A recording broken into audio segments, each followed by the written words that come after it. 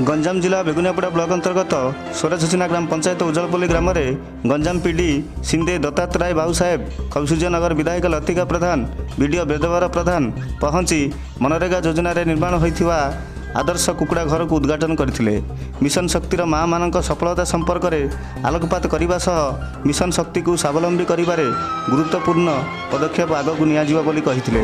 एही कार्यक्रम रे ब्लॉक विभिन्न अधिकारी सह पंचायतर समस्त मिशन शक्तिर माँ माने जोग देथिले।